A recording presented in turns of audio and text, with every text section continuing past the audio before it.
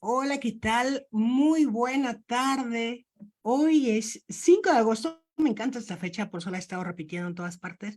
Hoy es 5 de agosto, son las 5 de la tarde y el día de hoy, como una cosa maravillosa que pasa en esta transmisión de Hablemos hasta que la poesía sea costumbre, pero también que la palabra cuente. Está con nosotros, con nosotras, con nosotres, Jimena Santaolalla. Jimena Santaolalla, que es Premio Mauricio Achar de Literatura Random House 2021. Y bueno, honestamente, a mí me parece como que fue ayer, aunque esto sea 2023, me parece que fue ayer. Y bueno, y ustedes sabrán en unos momentos más por qué me parece que fue ayer y es precisamente porque ya está aquí con nosotros, con nosotras, con nosotres, ya está aquí la autora. Estamos viendo la portada, contraportada, los forros del libro, precisamente de esta novela, de A veces despierto, temblando. Y bueno, yo estoy feliz de darle la bienvenida a la autora. Simplemente lo estamos poniendo ahora en pantalla para darle la bienvenida a Jimena Santaolalla y aquí mismo lo vamos a hacer ahora. ¿Cómo estás, Jimena? Muy buenas tardes. ¿Cómo estás? Buena tarde. ¿Cómo estás? ¿Dónde Ay, estás? ¿Qué tal estás? Y ella es la autora de A veces despierto temblando, esta novela que te deja al borde de la silla y que yo tengo que confesar que me dejó sin dormir porque no podía parar de leerla, pero también porque tiene una atmósfera maravillosa que te deja también temblando. ¿Cómo estás, querida Jimena? muy contenta de estar aquí contigo, Jazz. Gracias por invitarme. Pues estoy en la Ciudad de México y pues feliz de platicar contigo de la novela y de lo que quieras que platiquemos. Gracias por la invitación. Jimena, obtuviste el premio Mauricio Achar 2021 con A veces despierto temblando, pero yo les quiero presentar a esta mujer porque puede escucharse un poco extraño, pero lo voy a decir, es todo lo que yo quiero ser. O sea, esta mujer es abogada, yo soy abogada, es psicoterapeuta, eso no soy, pero ustedes saben que tengo un gran amor por todo el área de la psicoterapia y también eres escritora, querida Jimena. Entonces, estoy, bueno, dichosa de tener a alguien como tú acá, que me parece que tienes como todas estas facetas, ¿no? En tu formación profesional y que finalmente decantaron en una obra como A veces despierto temblando. ¿Es tu primera novela? Sí, es mi primera novela. A mí siempre la literatura me ha fascinado, pero nunca me había atrevido a escribir pensando en publicar.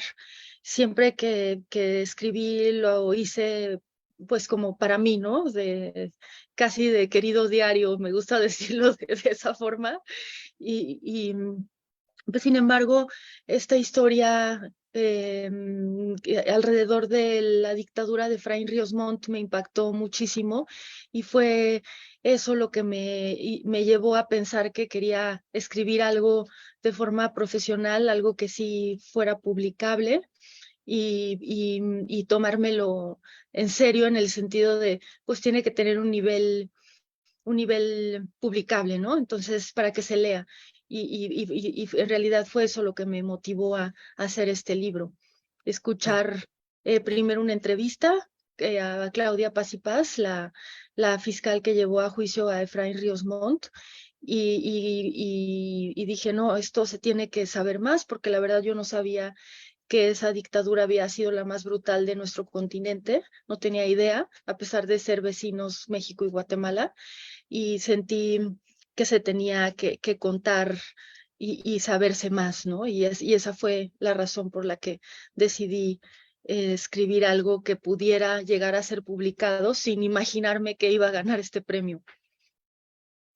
Bueno, pues esas son las grandes historias y todas las historias tienen un antes, ¿no? Y ahora mismo yo lo que debo hacer, primero que nada, es presentarte como se debe a quienes no te conozcan, que la verdad es que dudo que en este momento haya quienes no te conozcan, quiero ser optimista, me gusta mucho esa idea. Ella es Jimena Santolaya, eres originaria de Hidalgo, mexicana, escritora, licenciada en Derecho, egresada del Centro de Investigación y Docencia Económica, CIDE, psicoterapeuta para sobrevivientes de violencia temprana, estudió una maestría en literatura en la Universidad de Nueva York, trabajó como abogada y profesora asociada en el CIDE. Su primera novela, A veces despierto temblando, resultó ganadora del 7º Premio Mauricio Achar 2021. Hay cosas que nadie sabe y que se resumen en estos breves renglones, Jimena. Yo estaba, ya sabes, haciendo mi tarea, buscando datos sobre esta escritura tuya de A veces despierto temblando, y me enteré que esta novela no fue algo que escribieras en un año, que escribieras en 6 meses, sino que es una novela forjada a través de la tenacidad, ¿no? Ya nos dice la primer anuncio de qué se trata la novela, de qué va, pero es una novela que te tomó 8 años de tu vida, ¿es así?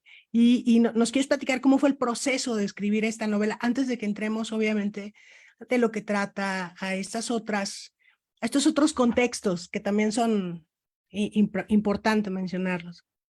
Claro, sí, la novela me tomó mucho tiempo, primero porque, como te comentaba, no sabía de la dictadura en la magnitud que se dio. Sabía que había habido dictaduras en Guatemala, pero no tenía idea de la brutalidad ni en realidad nada de la dictadura de Efraín Ríos Montt, que duró 16 meses y cobró 100,000 muertos y desaparecidos. Y en realidad tampoco sabía nada de Guatemala, salvo que éramos vecinos, ¿no? Países vecinos, pero no tenía idea de cómo se hablaba en Guatemala, no sabía cuántos habitantes tenía, no sabía absolutamente nada de ese país. Entonces, pues me implicó una investigación impresionante, ¿no? Para poder escribir sobre ese periodo, y además la novela se ubica tanto en el 82 como en 2012.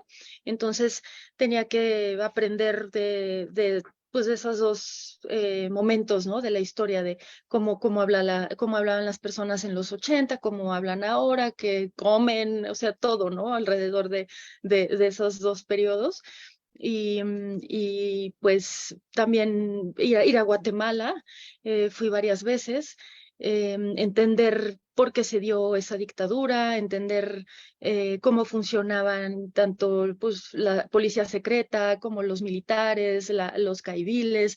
Entonces me tomó mucho tiempo empaparme de la historia de Guatemala, y empecé a escribir en realidad hasta que ya llevaba unos 2 años de investigación más o menos.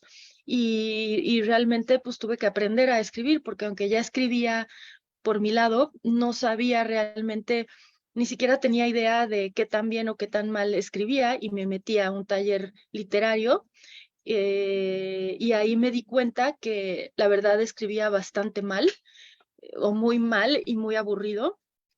Y también explorar diferentes talleres literarios y encontrar uno en donde realmente yo sintiera que me decían la verdad, ¿no? Que me decían honestamente si estaba mejorando o no.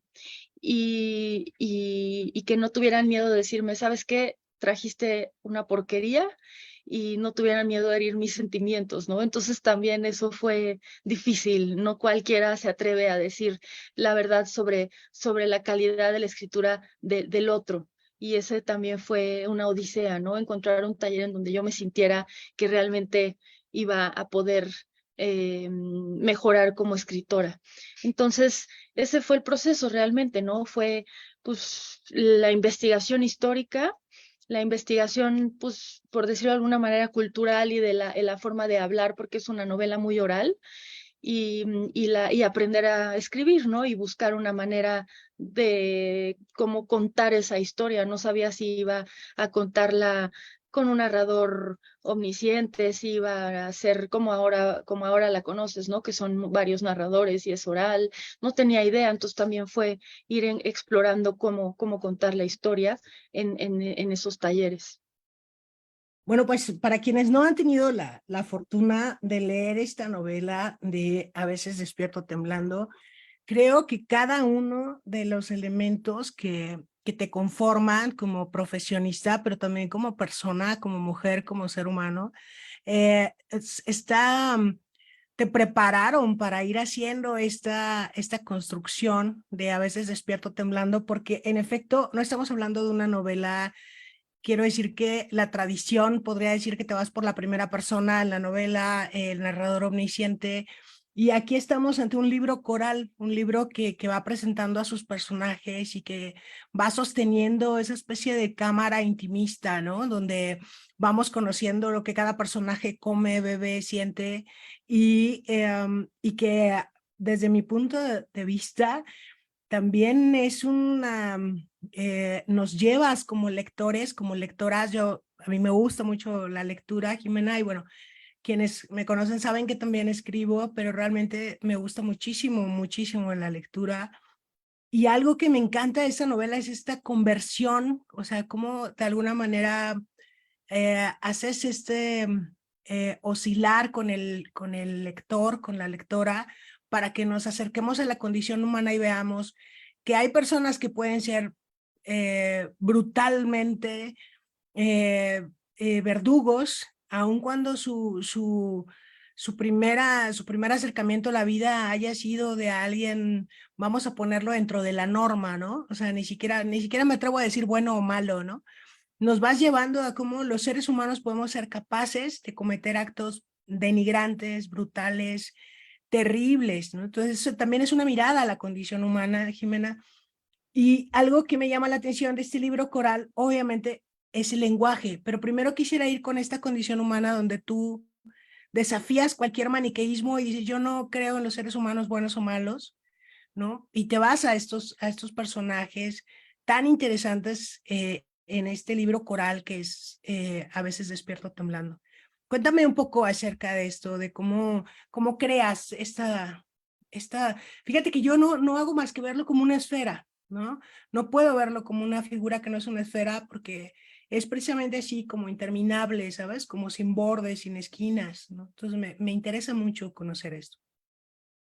Ay, me gusta mucho cómo lo dices. Yo no lo había pensado como una esfera, pero sí, o sea, creo que yo justamente quería mostrar lo mejor posible, bueno, más bien, no lo mejor posible, sino quería mostrar em, de la manera más amplia posible a, varias, varios puntos de vista de lo que pasó en ese periodo en Guatemala. Obviamente no puedo hacerlo porque para empezar sería infinito el número de personajes que tendría que incluir en la novela, y dos, porque yo no estuve ahí, ni siquiera soy de Guatemala, ni he vivido una situación de ese tipo, pero sí pensé con mucha, sí fui muy paciente en pensar qué personajes escoger para que contaran la historia, y para mí era muy importante no dejar fuera a ninguno que me pareciera muy importante, ¿no? Entonces, por eso, por ejemplo, escogí me imagino que te referías, por ejemplo, a los caiviles, ¿no? Por decir algo, a Ocelote, ¿no? Que es uno, Ocelote. sí, es un hombre que yo considero que sí era una buena persona, muy sensible, al que le gustaba eh, pues estar bien, ¿no? Y incluso probablemente hacer feliz a otros seres humanos. Le gustaba sentirse amado y amar, y terminó siendo un asesino, y terminó estando metido en el crimen organizado, asustando y torturando gente. Entonces, para mí era muy importante mostrar es un ejemplo así, porque de lo contrario, se puede pensar que las personas que cometen actos atroces son personas atroces, ¿no? Y eso Sí. realmente, pues, no es así. Cualquier persona, dadas las circunstancias en las que se encuentra, puede llegar a verse envuelto en una situación tan atroz que lo lleve a cometer cosas atroces y por eso hay que tener cuidado, ¿no? No permitir, no permitirnos llegar a eso. Por eso es que es importante hablar de estas situaciones, porque es muy fácil juzgar y decir, yo nunca haría algo así, yo nunca permitiría que eso pasara, pero, pero la verdad es que esa no es la realidad, ¿no? Esa no es la Sí. realidad, por eso hay que tener cuidado de no permitirnos que las cosas lleguen a esos extremos, porque no sabemos qué podría pasar y qué nos permitiríamos que pasara, ¿no? Eso es lo importante aprender de estas situaciones.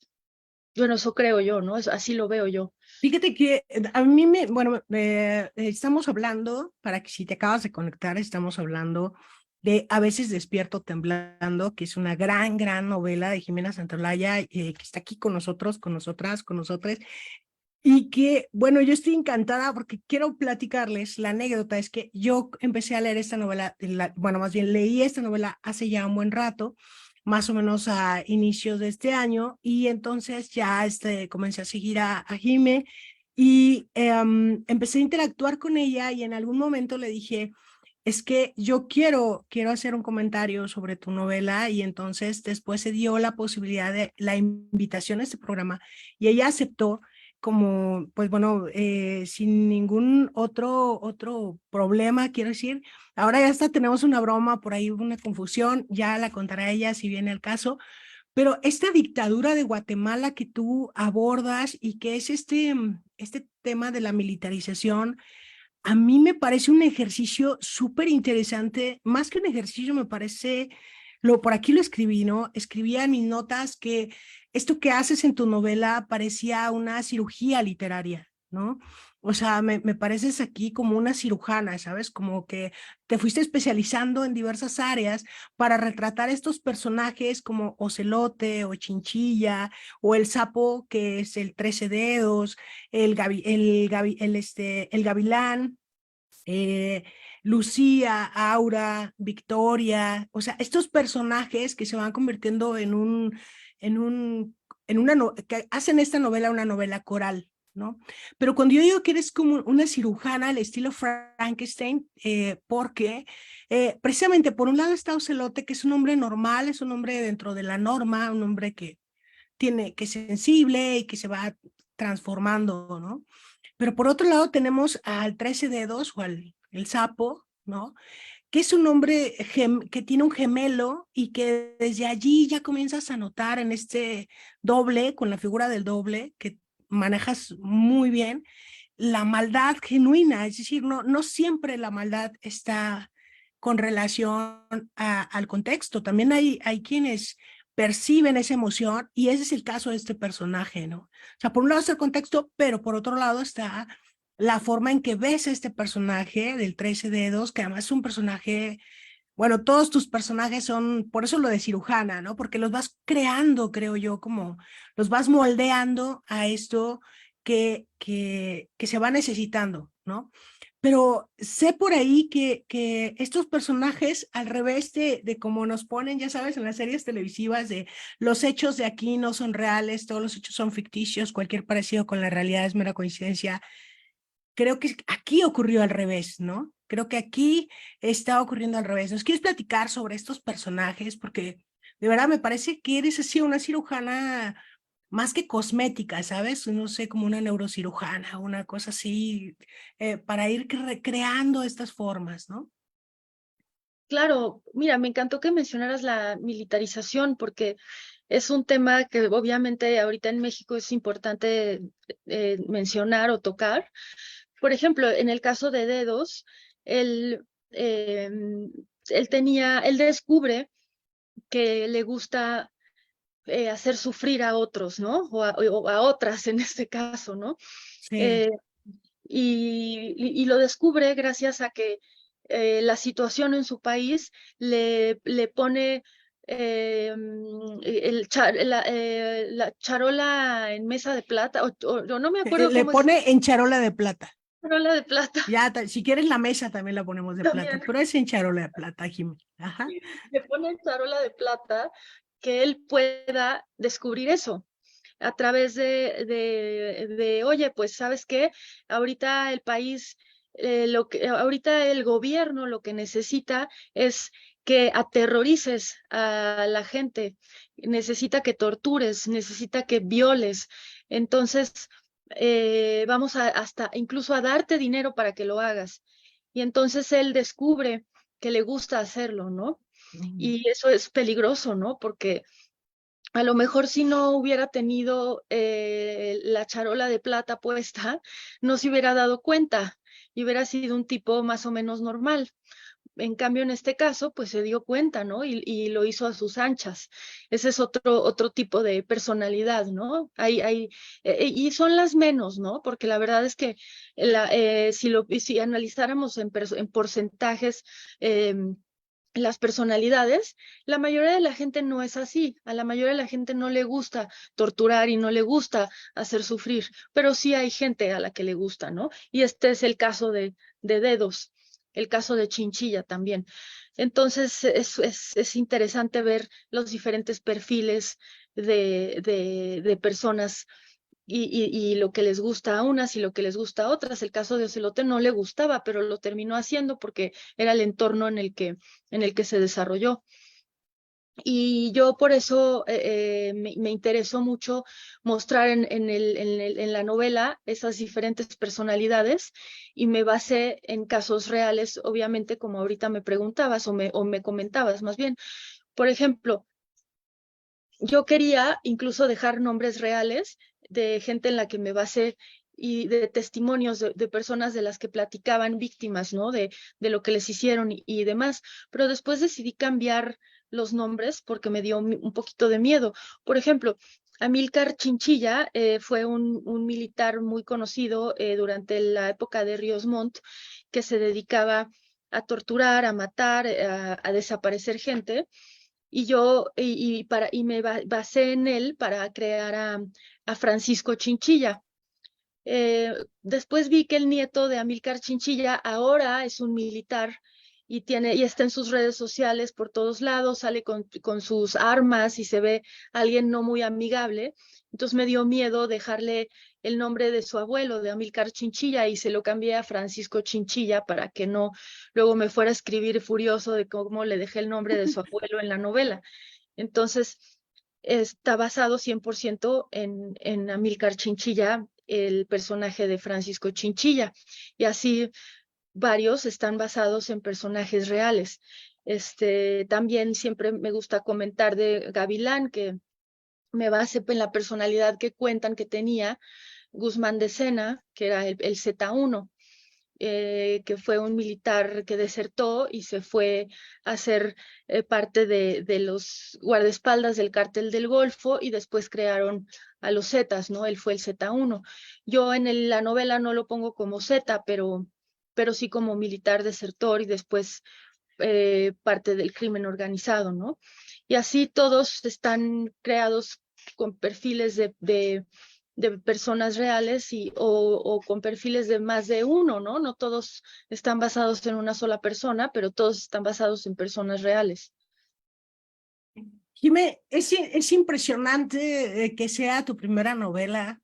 No es impresionante que sea premiada, déjenme les platico, esta novela merece el premio Mauricio Echar y la verdad es que todo lo demás que venga y mereces la lectura de todos todas, quienes nos estén acompañando, todos, porque creo que a la luz de los eventos, considero que a la luz de los eventos presentes, es una novela que puede incluso fungir como una ayuda, ¿sabes? O sea, que nos ayude a ver qué puede pasar cuando con este poder que se le va cediendo a los militares cada vez más, hasta que, bueno, pasa una cosa tan espantosa como la que se cuenta aquí y que además se vivió en vamos con nuestra querida Guatemala, porque está tan cercana a nosotras y nosotros, y a veces se nos olvida que está tan cercana que nos comportamos de una manera bestial con los vecinos guatemaltecos, ¿no? Tanto que nos quejamos de el vecino del norte y por ahí andamos con nuestros compañeros guatemaltecos. Y entonces yo te quiero preguntar, o sea, es decir, es la primera novela y la estructura y la arquitectura de esta novela es como muy singular. Tenemos 4 personajes, por mencionar, si hay alguno que se me escape, te ofrezco una disculpa. Ocelote, Francisco Chinchilla, el sapo que es 13 dedos, el gavilán, ¿no? Que está como presente. Y del otro lado tenemos a Lucía Aura y a Victoria, ¿no? Que están también allí presentes. Hay un personaje que va apareciendo, que es Pablo, que va a ser el resultado de esta precisamente, de estas lateralidades, ¿no? Pero esta novela se puede crear, se puede leer desde distintas miradas, ¿no? ¿Esa era tu intención? Es decir, hay una mirada que puedes hacer a los personajes y revisar la condición humana, pero también hay otra mirada que es la que puedes ver cómo son tratados los indígenas mayas en un contexto de militarización, ¿no? O sea, y también hay otra mirada que es la de propiamente la de la corrupción y la tortura, ¿no? Y luego hay otra mirada con relación a las dictaduras, ¿no? La dictadura, hay dictaduras que hemos tenido presentes desde siempre, Argentina, Chile, pero está esta dictadura de Guatemala tan cerquita, incluso en época que no habíamos mirado. O sea, ¿era tu intención que tuviera esas distintas miradas o cómo fue ocurriendo? A mí, sin, me adelanto a la respuesta, ¿verdad? Pero yo creo que sí era tu intención, que hay aquí una cuestión estructurada muy interesante y me gustaría que nos comentaras al respecto. Sí, por supuesto. Sí, yo sé, yo pienso, para empezar, me era muy importante como de alguna manera transmitir que siendo la dictadura más brutal en cuanto a eficiencia en matar y desaparecer, porque no hay ninguna dictadura que en 16 meses lograra matar y desaparecer a 100,000 personas, es brutalmente eficiente, eh, y que no se hable tanto de esa dictadura, ¿no? Eso es impresionante, la invisibilización que hay de esa violencia de esta dictadura en particular. Y además, en total, son 200,000 víctimas si contamos todas las víctimas de las dictaduras que se dieron en Guatemala en 36 años. Lo que pasa es que solamente con Ríos Montt fueron la mitad de las víctimas. Entonces son 200,000 si lo vemos en total, ¿no? Yo pienso, yo lo que quería decir de alguna manera es que, eh, que esta invisibilización viene por dos vías, ¿no? Una, porque aunque ya pasaron 40 años de esa dictadura, sigue habiendo una situación muy delicada en Guatemala, porque las élites guatemaltecas todavía están conformadas por las mismas personas que participaron en esa dictadura o gente de las mismas familias. Entonces tratan de callar a las víctimas a través de varios métodos. Antes esos métodos eran pues, simplemente matar a la gente o desaparecerla para que no diga nada. Y ahorita hay mucho terrorismo procesal, ¿no? Que es inventar un delito que no cometiste para que te calles la boca, porque si no te callas la boca o te vas a gastar todo tu dinero en abogados o vas a acabar en la cárcel, ¿no? O también terminan los jueces o servidores públicos honestos teniéndose que ir de Guatemala, como pasó con Claudia Paz y Paz, la fiscal que mencionaba, se tuvo que ir del país después de llevar a justicia a Ríos Montt y ahora vive en Costa Rica y ella fue parte del GIEI de Ayotzinapa, de hecho. Ella es una persona súper honesta, muy trabajadora, impresionantemente buena en su trabajo y ya no puede vivir en su país. Entonces, eso es por un lado. Pero por el otro lado, la otra razón por la que no se habla tanto de esta dictadura es porque la mayoría de las víctimas fueron, como tú bien lo dijiste, pertenecientes a pueblos originarios de origen maya, ¿no? Entonces, es tan racista nuestro mundo que esas víctimas pareciera que no cuentan. Mientras más blancas sean las víctimas, más importan, ¿no? En este planeta. Entonces, las víctimas de dictaduras como la argentina o la chilena, que se sabe mucho más, pues eran más blancas, ¿no? Entonces se habla mucho más de esas dictaduras. Y yo creo que esa es otra de las razones por las que no sabemos tanto de la dictadura guatemalteca. Entonces, esa es tal vez, como tú dices, una de las capas o de las maneras una de los temas fundamentales de la novela, ¿no? Y Victoria es la voz, sí, es la voz que trae ese asunto dentro de la novela. Después está el tema de el entrenamiento militar, ¿no? El entrenamiento caibil, cómo deshumanizar a tal grado que se pueda matar a las personas a destajo. Pero también está el tema de, vamos, no solamente, porque si te fijas, todos los caibiles tienen origen maya, los que vienen, porque las personas que decidieron hacer un genocidio eran personas blancas o mestizas, pero usaron a los mismos mayas para perpetrar el genocidio. Entonces, no solamente les quitaron sus tierras, su riqueza y la vida, sino que también los deshumanizaron a aquellos que iban a perpetrar el genocidio, les quitaron su humanidad a través del entrenamiento caibil. O sea, ya era quitarles absolutamente todo.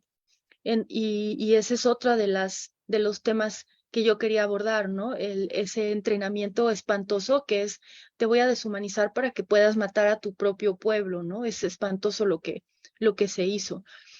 Y otro tema interesante, perdón, estoy hablando mucho, pero No, no, no, adelante, adelante, está bien.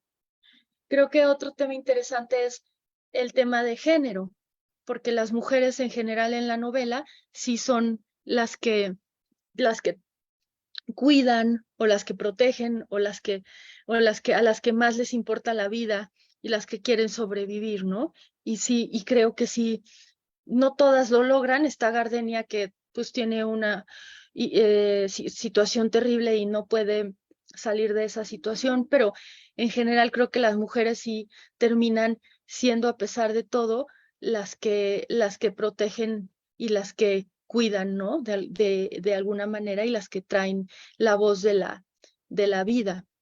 Y yo creo que es así, porque los que decidieron la dictadura, los que decidieron asesinar, los que decidieron las cosas destructivas, fueron los hombres. ¿Por qué los hombres? Pues porque eran los que tenían el poder, ¿no? Esa es una realidad. Y son los que tenían las armas y son los que daban las órdenes y así ha sido en las guerras, ¿no? Se repite ese patrón. Entonces también era importante para mí que eso quedara claro. Fíjate que cuando hablas del entrenamiento, ahora voy con el tema de género, pero bueno, como estamos hablando acerca de las diversas capas en las que se puede leer esta novela. Yo la he leído 2 veces, Jimena, tengo que confesártelo, y la verdad es que cuando llego a la primera parte de la novela, las primeras 30 páginas del entrenamiento, precisamente para la deshumanización o la desensibilización, para que puedan convertirse en estas armas me toma por sorpresa. O sea, la primera vez que la leí, evidentemente, porque no sabía nada, pero la segunda vez hasta me reí de mí y dije, no puede ser, ¿cómo te puede tomar por sorpresa otra vez?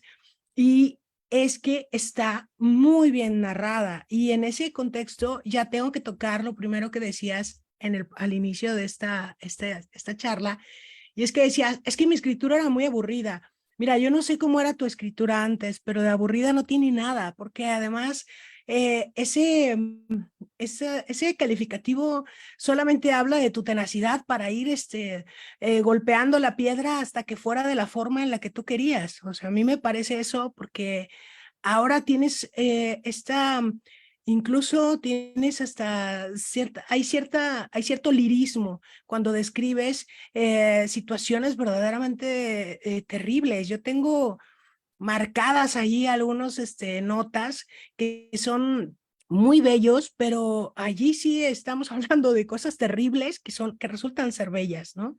Entonces, bueno, a donde yo voy en este comentario es que, bueno, si bien hay esas ciertas miradas que se pueden dar en tu novela con respecto a estos personajes tuyos, con respecto al entrenamiento de desensibilización, también hay un abordaje acerca, si no me equivoco, ¿verdad? Me gustaría mucho preguntártelo, acerca de estrés postraumático, pero no en términos individuales, sino de lo que puede ocasionar a un grupo de personas, ¿no? O a nivel social, el estar involucrados en este tipo de situaciones, ¿no? Lo que ocasiona incluso a la siguiente generación, ¿no? Digo, se ha hablado de Argentina, por ejemplo, ¿no? Los que exiliados, los hijos de los exiliados, etcétera, ¿no? Pero acá estamos hablando de una población tremenda que recibe este impacto, ¿no? De convertirse en asesinos, en criminales, en personas bueno, que vemos a un sapo, o al 13 dedos ya en Estados Unidos, ya establecido, y tiene esto, y ya tiene esta relación con Gardenia, si no me equivoco, y ya está viviendo un estrés postraumático, pero de tamaño colosal, quiero decir, a nivel social, no solamente a nivel personal. Me gustaría mucho que nos platicaras al respecto de esto, porque creo que también es un tema que atraviesa incluso el título de la propia obra, ¿no? Es decir, supongo que tenías varios títulos, pero este título que es finalmente que que lo puede tomar el asesino y lo puede tomar la otra persona, ¿no? O sea, que puede decir, yo como víctima a veces despierto temblando, pero también como asesino a veces despierto temblando, ¿no? Entonces, no sé, me gustaría mucho que nos platicaras al respecto. Claro, pues mira, el estrés postraumático también se puede pensar a nivel de todo un país, ¿no? Porque ahorita lo mencionabas en Argentina, ¿no? Argentina tuvo 30.000 muertos y desaparecidos en un país que en 7 años, ¿no? En un país con 3 veces la población de Guatemala y en Guatemala fueron 200.000 muertos y desaparecidos, ¿no? Eh, y siendo 100.000 en tan solo 16 meses. Entonces pensemos el nivel el nivel y la intensidad del daño emocional que se le ocasiona a un país, porque no nada más son las víctimas directas, sino también, como tú dices, los hijos y los nietos y los bisnietos, realmente Claro. son personas que crecen en familias que están realmente muy afectadas por una situación impresionantemente espantosa, porque tú imagínate que fueron masacradas aldeas enteras, ¿no? Y de formas que tú ya lo leíste en la novela y a lo mejor en documentales en donde hay mucha información, ¿no? Digo, no demasiada, porque la verdad es que no se encuentra tan fácil información sobre Guatemala, pero hemos visto también de otros países, ¿no? No necesariamente se tiene que ver específicamente de Guatemala para entender lo que puede ser simplemente el ver que toda tu familia sea asesinada, ya sea con balas, ya sea quemada, ya sea Torturada. después asesinada, o sea, es impresionante el daño que eso puede hacer a generaciones enteras, ¿no? Entonces, ese daño implica no solamente, bueno, depresiones, obviamente, ansiedad, y eso, ¿qué significa? Pues significa que a lo mejor esa generación y la siguiente no puedan mantener relaciones afectivas estables, no puedan mantener trabajos de forma estable, no puedan terminar sus estudios por el estado emocional en el que se encuentran, porque no pueden concentrarse por más de 3 minutos seguidos, porque hay una ansiedad muy fuerte y muy intensa, porque hay depresión, porque eso afecta a la química cerebral de las personas. Entonces, a lo mejor la memoria no es la misma que hay en las personas que crecieron en un entorno normal. Entonces, a lo mejor no se pueden ni siquiera aprender las tablas de multiplicar. Y entonces no van a tener el mismo trabajo que tendrían si hubieran crecido en un ambiente normal, ¿no? ¿Y eso en qué se traduce? Pues que a lo mejor el país entero no va a tener la misma economía que otro país, Claro. no va, ajá, ¿no? Entonces, todo eso va a implicar que el país va a necesitar varias generaciones para recuperarse económicamente.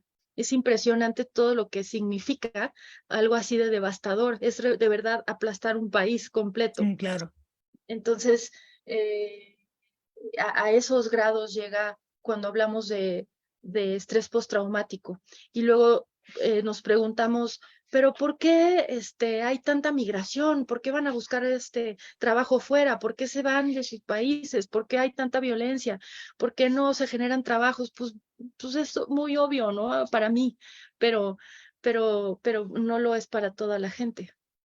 Sí, claro, hay un, fíjate que ya voy a hacerte un comentario, bueno, más bien ya quiero hacerte algunas interrogantes a título personal, pero no quisiera dejar pasar este momento que abres, porque creo que tu novela tiene esa, híjole, es que con estos elementos que hemos mencionado de tortura y explícita y demás, parece que lo que voy a decir es extraño, pero bueno, así es la literatura y creo que tu novela nos conduce a una empatía total, ¿no? Si hay una empatía plena, creo que es la que tiene Jimena Santaolalla. O sea, eres, y lo digo en el sentido de creo que hemos comprendido la empatía como esa idea de ponerte en el lugar del otro, ¿no?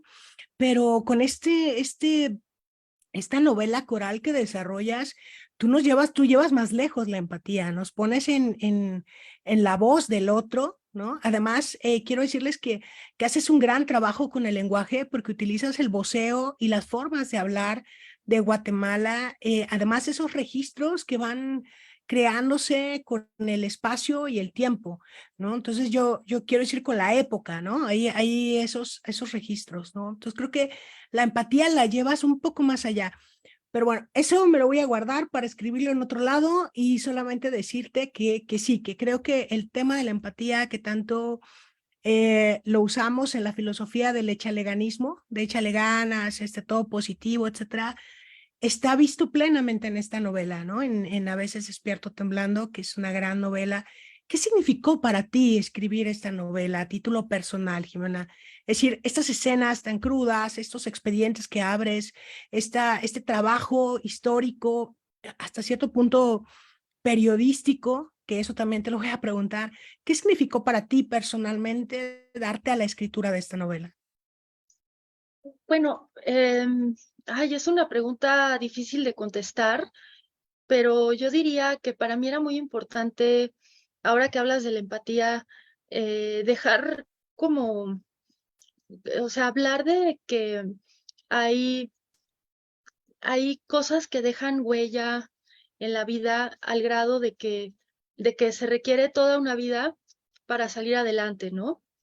Que a lo mejor em, hay personas que a lo mejor las cosas que hubieran querido hacer o los talentos que tenían, ni siquiera se van a enterar de ellos, porque tienen que dedicar su vida a poder estar más o menos bien emocionalmente, ¿no? A poder incluso simplemente a dejar de estar mal. Sí, Y eso es impresionante cómo la violencia o un acto de violencia le puede destruir así la vida a alguien, ¿no? A lo mejor muchas personas podemos tener la suerte de hacer lo que nos gusta o lo que nos apasiona en algún momento de nuestras vidas, pero otras personas a lo mejor nunca van a tener esa suerte porque por un psicópata que le dio la gana destruirle la vida a no sé cuántas miles de personas, muchas de esas personas lo único a lo que pueden aspirar en la vida es a no pasarse años y años sufriendo horrible y simplemente tener algunos días buenos, ¿no? Yo quería hablar de eso, ¿no? Del trabajo que cuesta sentirse bien, estar bien, poder tener un día sin ansiedad, poder tener un día sin depresión, poder tener un día tranquilo. Eso, por ejemplo, creo que es muy importante poderlo entender. A lo mejor tener un día en el que alguien ya se sienta capaz de que encontrar un trabajo, poder, poder depender de sí mismo para pagarse sus cosas, porque realmente es aplastante y es destructivo lo que pasó ahí, ¿no? Y, por ejemplo, una violación, ¿no? Como lo que le pasó a Aura, lo difícil que es poder recuperarse de algo así, y tener una vida más o menos estable. Entonces, me parecía muy importante hablar de eso, ¿no? Hablar de lo difícil que es y de lo delicado que es y que no es un juego, no es cualquier cosa hacerle un daño a otra persona, ¿no? Sí, yo creo que lo abordas de una manera inteligente, pero sobre todo sensible, más allá del razonamiento. Aura, hablando de tu libro como tal, Aura parece ser la portada de tu libro que está a cargo, si no estoy equivocada, de Regina José Galindo, ¿sí? Y Aura me parece que es esa portada en tu libro y creo que me gustaría que nos platicara sobre este personaje de Aura, que es un personaje doblado, esquilmado, lastimado y que va creciendo ante los ojos del lector, de la lectora, hasta que, bueno, se va borrando, ¿no? Como su nombre, como un aura. Sí, Aura me parece uno de los personajes más importantes, o bueno, si no es que la más importante, tal vez junto con Victoria. Sí. Eh, em, por eso me gusta que el título haya quedado referencia a ella, así como la portada. Y fue la personaje que más trabajo me costó escribir, definitivamente. Para mí fue muy doloroso escribir todo lo que tenía que ver con Aura. La niña, la adulta, fue desgarrador, ¿no? Y de hecho no me quedé tan contenta con la voz de Aura adulta. Me hubiera gustado trabajarla más. Yo creo que si hubiera tenido otro año para trabajar la Aura adulta, digo, siempre tiene uno más tiempo, ¿no? Pude no haber participado en el concurso ese año, pero sentía que ya emocionalmente ya no podía. A eso me refiero con que ya no tenía más tiempo, porque Sí. ya era demasiado, ¿no? Para mí, como que dije, ya la tengo que dejar ir, pero no me quedé tan contenta con Aura adulta porque de repente la siento un poco melodramática, tal vez, no sé, pero pues finalmente así la dejé porque ya no me daba para más mi, mi estado emocional. Eso es lo que realmente me hizo ya dejarla como estaba, pero ahora me basé en dos víctimas de la dictadura, en una mujer, en una adolescente de 16 años, hija de una activista a la que la policía secreta quería castigar. Para castigarla le secuestraron a su hija de 16 años y la tuvieron 9 meses secuestrada, torturándola. Y la idea era que su mamá dejara de ser activista contra la dictadura. Y la otra era una joven maya a la que violaron militares y quedó embarazada y le robaron a su hija. Y esos dos casos se me hicieron tan horrorosos y importantes de contarlos que los uní y ya creé al personaje de Aura. Entonces se me hizo muy terrible. Los dos casos me partieron el corazón y de hecho ni siquiera puse todo lo que sabía de ellas, porque era tan horroroso que no lo podía poner todo, ¿no? Era demasiado, ¿no? Y además no quería como revictimizar y dije, lo voy a suavizar un poco, pero sí puse los dos casos en Aura. Y luego quería como reivindicarla, ¿no? Mostrar que, pues, claro que se puede estar bien en la adultez a pesar de todo, y por eso hice a la hora adulta y yo sí quería que se viera que, pues, las mujeres no tenemos por qué perdonar a nuestros violadores y podemos querer vengarnos de ellos y además podemos vengarnos, ¿no? Por eso ahora finalmente sí, de adulta sigue teniendo ese resentimiento y tiene un momento de venganza, ¿no? Y eso era importante para mí ponerlo en la novela. Oye, y emocionalmente, ¿cómo vives un proceso de escritura como este? No fue no sé, ¿cómo fue para ti este proceso de escritura de una novela como esta? Pues bueno, te digo que fue muy largo el proceso, entonces Sí, hubo todo, pero en el caso de Aura, por ejemplo, fue muy emocional, ¿no? Yo sí, pues traté de sentirlo de alguna manera, claro, no estoy diciendo que lo sentí realmente, porque pues, o sea, no, eso no lo puedo decir, ¿no? Imagínate estar sí, sí. en un pozo y como le pasó a la verdadera chica de la que te estoy contando, pero sí traté de abrirme lo más posible a imaginar lo que podría haber sido para ellas y fue muy impresionante, ¿no? Yo quería escribirlo como, como realmente imaginándome tener esa edad estando ahí. Y yo sí, pues sí, la verdad es que me deprimí mucho y yo fui al psiquiatra, fui al psicólogo y Sí. me atendí porque estuvo muy fuerte, ¿no? Muy impresionante, solo de imaginar que ahorita puede haber mujeres y niñas y adolescentes viviendo cosas similares. Es impresionante pensar que ahorita está pasando y es y lo injusto de eso, ¿no? Fíjate que, bueno, sí, yo la verdad es que en la escritora, obviamente, supongo que ya te han preguntado por qué hacer una obra de no ficción y no hacerlo desde el punto de vista del periodismo. Pero fíjate que para mí no es como tal una pregunta. Yo te agradezco que hayas hecho una obra de no ficción porque me parece que eso nos da la oportunidad de tener esta calidez, esta sensibilidad y que nos acerquemos de otra manera a estas historias que no son lejanas y que están aquí, o sea, que están aquí muy cerquita y vamos, que nos acercamos de otra manera, ¿no? Que no nos acercamos a través de los datos duros. Esta dictadura del 82 de José Efraín Ríos Montt, que es una dictadura militar que aplastó, tuvo un juicio, ¿no? Por genocidio en 2013, ¿no? Pero no terminan de contar los muertos que hubo durante esta, porque quiero decir, hay una cifra oficial de 100,000, ¿no? Con una población pequeña, pero se asegura que fueron más de 200,000 personas y además mediaba la tortura, ¿no? Creo que hay muchos elementos, ¿no?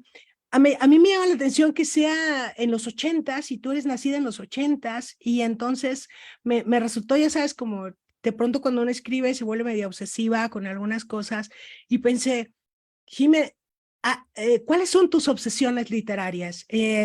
¿Tienes alguna obsesión en particular o es al revés? Llega el tema y te obsesionas. ¿Cómo funciona tu escritura ahora, después de esta novela que te ha llevado a distintos puntos, que ya la presentaste en Guatemala, según entiendo, etcétera? ¿Cómo va el proceso de la escritura de Jime? O sea, ¿cómo vienen las obsesiones o ya traes las obsesiones y nada las vas desarrollando? ¿Cómo va la cosa? Ay, no sé, qué buena pregunta. Pues la verdad es que con a veces despierto temblando, te decía que llegó esa historia, la escuché y me obsesioné. Y me Sí. obsesioné de los años que duró, solo podía pensar en eso. Y ahorita que estoy terminando una segunda novela, también me obsesioné con ese tema y no, pues me súper obsesioné y y de hecho la empecé a escribir desde antes de terminar A veces despierto temblando. Entonces empezó esa obsesión, a pesar de que seguía corrigiendo A veces despierto temblando y pues la empecé. Y ahorita, y ahorita que ya la estoy terminando, antes de terminarla ya me empezó otra obsesión que ya empecé, que sería la tercera novela, digamos. Ok. Entonces ya me respondiste, Jimé. O sea, primero nace la obsesión y después llega el tema, ¿no? ¿No? Sí, sí, sí, exacto, así, o sea, ha sido, no tengo que buscar un tema, como que llega algo a mi mente y lo tengo que empezar y pues hasta que lo termino. Sí, o sea, sí me ha pasado con estos tres temas que pues serían mis primeros tres novelas. Ahorita estoy terminando la segunda, pero ya estoy empezando la tercera y espero que así continúe, pero no sé si así continuará. Oye, ¿y qué lee esta persona obsesiva llamada Jimena Santolaya con 3 temas ya? ¿Qué lees? ¿Qué tienes en tu buró? ¿Qué te gusta leer? Quiero decir, novela corta, algo de periodismo, quizá poesía, música, a lo mejor te gusta, prescindes de todo. ¿Qué lees tú? ¿Qué tienes en el buró de noche? Si hay un buró de noche, si hay una mesita de noche. Pues en general leo novela, pero sí me gusta también leer cuento y poesía también me gusta, pero es lo que menos leo, la verdad. Sí. Leo mucha poesía de más joven, pero ahora leo muy poco. Em, Estoy leyendo, bueno, para mi tercera novela que tiene también mucho de investigación, ahorita estoy leyendo sobre eso. Tiene que ver con minería y con guerrilla en Sí. Guerrero, lo que me Ujú. interesa ahorita, escribir. Y estoy leyendo, leí hace poco de María Fernanda Ampuero, Pelea de Gallos. Gallos. Estoy leyendo de Amy Hempel los cuentos completos. Ujú. Eh, Hace poco leí La sombra de los planetas de Gabriel Rodríguez Liceaga, que me encantó. Terminé ahorita el nuevo Mauricio Achar, El lado izquierdo del sol, está muy bueno. Este, Ahorita eso, sí, eso te ¿Leer o podría. escribir? ¿Qué pones primero, leer o escribir? Las dos, las dos. Yo diría que las dos para mí son importantes, pero siempre, si no leo, no puedo escribir. O sea, en ese sentido, tal vez leer un poco, sí, sí sería indispensable para mí. Si no leo, no puedo escribir. Eso es definitivo. Genial. Oye, ¿escritor o escritora de cabecera? ¿Tienes algún escritor, escritora de cabecera que dice, yo voy hacia allá? Cuando me pierdo, ya sé que voy para allá.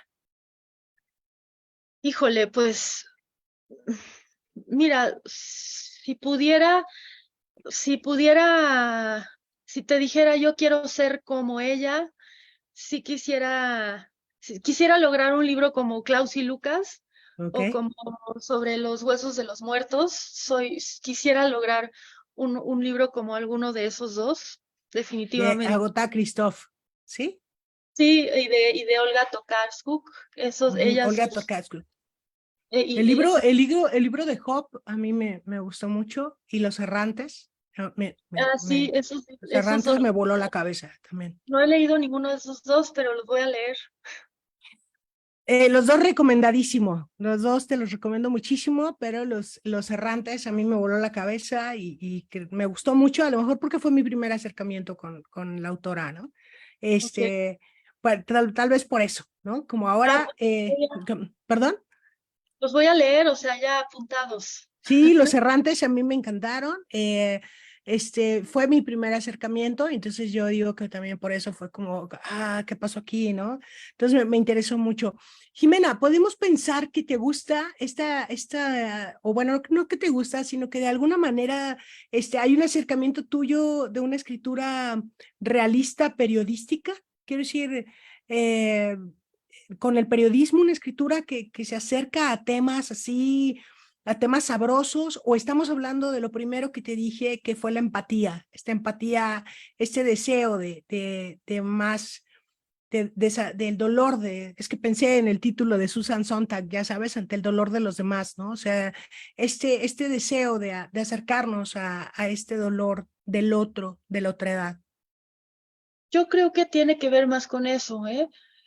Bueno, claro, ahorita te comenté que estoy escribiendo otra vez, estoy empezando otra vez una novela que tiene que ver con lo periodístico.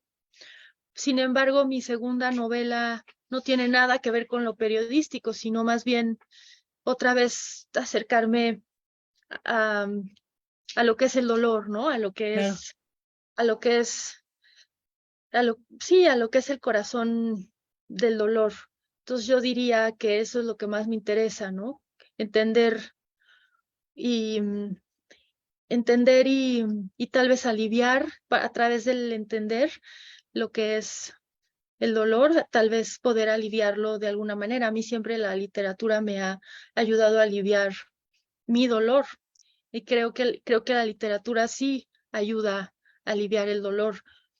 A mí me ha ayudado y estoy segura que hay mucha gente que busca aliviar su dolor a través de la literatura. Pues aquí tienes a una también que concuerda perfectamente con eso que acabas de decir. Y me encanta esto que dices de ir al corazón del dolor, ¿no? El corazón del dolor es un gran tema y realmente estoy muy agradecida de que hayas aceptado la invitación, de que estés aquí, de que hayas estado aquí con nosotros, con nosotras, con nosotres. Y te quiero compartir los saludos de otro escritor morelense, Javier Solórzano, que te manda saludos. También te manda saludos el otro escritor morelense que ya leyó tu obra, que está pendiente de esta entrevista. Saludos a ambas, grandes escritoras, un privilegio haberlas leído. Él me decía que sí, que cómo no temblar con tu obra, ¿no? Que le gustaba mucho. Juan Carlos Félix, que está en Guanajuato, que dice, tienen las dos, bueno, tienen una voz inteligente, sigan hablando, precisamente cuando decías que a lo mejor te excedías hablando, ¿no? Soar de Veracruz, que dice que le entretuvo muchísimo en el tema, que está buenísimo, pero que se tenía que ir y que lo iba a ver después, ya que se quedara guardado. Y aprovecho para decir que Soar dice también, felicitaciones por tu trabajo literario y bendiciones. Y precisamente aprovecho para decirles que esta charla tan interesante, tan inteligente, y bueno, no quisiera yo verme así, ¿saben? Como que nada más estoy aventando flores y demás, Jime, pero no hay otra manera de decirlo. Se queda ahí guardada esta charla contigo, se queda guardada en la página de Facebook y también en el canal, que bueno, por falta de creatividad también tiene mi nombre, y de YouTube, para que ustedes puedan volver a verla. Y bueno, Jime, ya tienes entonces dos novelas esperando, yo creo, y todas las personas que te hemos leído. Estamos pendientes de la próxima aparición de cualquiera de las dos novelas y también estoy muy agradecida por tu tiempo, por el tiempo que nos has dado el día de hoy, por esta conversación inteligente. Y yo me quedo con estas expresiones tan tuyas, o sea, el corazón del dolor que está en esta obra y que es importante que lo veamos, que lo leamos, que lo sintamos incluso sin llegar a la tortura. Y también con esta otra frase que no es tuya, pero que sí es mía y que es algo que ya te compartiré después, escrito al respecto de esta tu primera novela, maravillosa primera novela, que es esta empatía en tu obra más allá de todo, más allá de la condición humana, más allá de la determinación, e incluso más allá del contexto que crea esta forma que le da volumen a tu obra y bueno, esto creo que eso es lo que tengo como un gran agradecimiento para tu trabajo literario y para seguirte deseando que vaya lo mejor, Jimé. Algo que nos quieras comentar para cerrar, para bueno, pues al final de todo esto, algo que tú quieras agregar.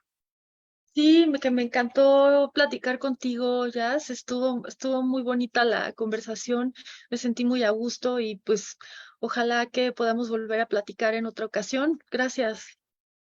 No, pues gracias a ti, Jimé. Te vamos a esperar, ya nos vamos, ya nos vamos. Nos vamos a despedir en este momento y te vamos a esperar aquí con muchísimo gusto en Hablemos. Esta es la quinta temporada. Para mí es un gusto y un deseo cumplido para este mes que iniciamos, iniciar con los dos pies bien puestos sobre la tierra, sabiendo que los seres humanos que nos acompañan en la vida nos deben importar porque somos parte de los eventos que después de ellos ocurran. Corran a comprar si es que todavía no tienen en cualquiera de las plataformas que deseen, en las librerías que deseen, corren a comprar A veces despierto temblando, esta novela coral sobre acerca o en el contexto de la dictadura en nuestro país vecino, a quien deberíamos de abrazar más que patear, y que es Guatemala, y esta militarización quizá nos quede un poco allí acerca de la manera en que se le va cediendo en los pueblos y en las naciones el poder a los militares y lo que puede pasar. Muchas gracias por su compañía. Yo me despido. Soy Yasmín Jazz me encajó. Y agradezco a nuestra invitada del día de hoy, a ustedes que se hayan conectado. Les recuerdo que en Hablemos nos vemos la próxima semana con nuestro siguiente narrador, porque ahora estamos narrando y es que la palabra cuente, y tenemos a Gustavo de Paredes la próxima semana conversando sobre su obra, su escritura.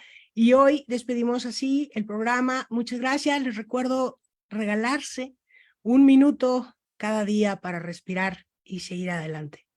Muchas gracias. Nos vemos la próxima semana y hasta la próxima.